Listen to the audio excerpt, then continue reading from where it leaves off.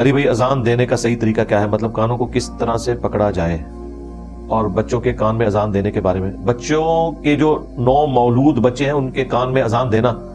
اس پہ تو مسلمانوں کا عملی تواتر ہے، اجماع ہے اس کے اوپر۔ جامع ترمذی میں سپورٹیو روایت بھی موجود ہے، اس کی صحت کے اوپر بعض لوگوں کو اختلاف ہے،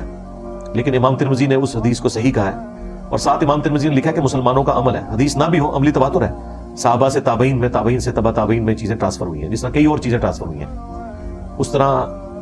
جو نیو بورن بیبی ہے اس کے کان میں اذان دینا، وہ آپ نے اقامت نہیں کہنی، صرف اذان ہی کہنی ہے، اور وہ کان میں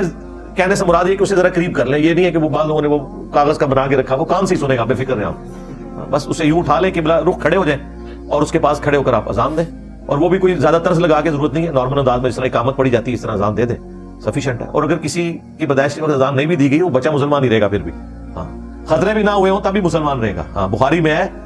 80 سال کی عمر میں حضرت ابراہیم نے اپنے ختنے کیے ہیں، اس سے پہلے خطروں کا حکم نہیں تھا، 80 سال تک حضرت ابراہیم علیہ السلام کے بھی خطرے نہیں تھے،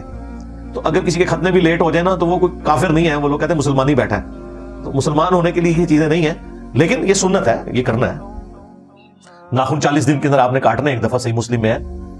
غیر ضروری بال، مونچھوں کا پس کرنا،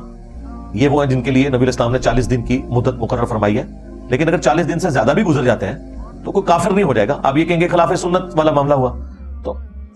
اذان میں جو انگلیاں جو ہیں وہ آپ نے کانوں کے اندر داخل کرنی ہے، یعنی یہ جو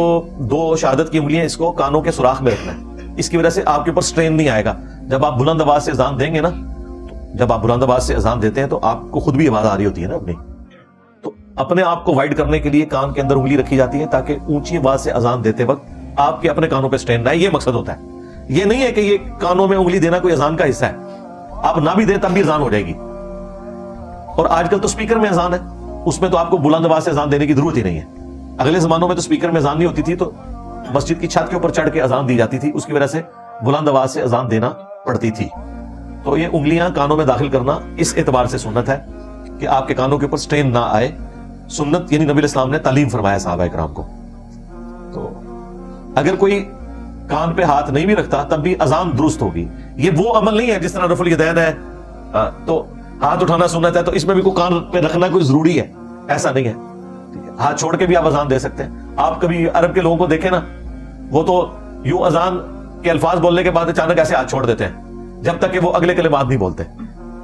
ہمارے لوگ مسلسل کانوں کے اندر ہی رکھتے ہیں، کوئی باہر رکھتا ہے، کوئی یوں کرتا ہے، کوئی ایسے کر کے پکڑتا ہے، اپنے اپنے طریقے سے لوگ کرتے رہتے ہیں۔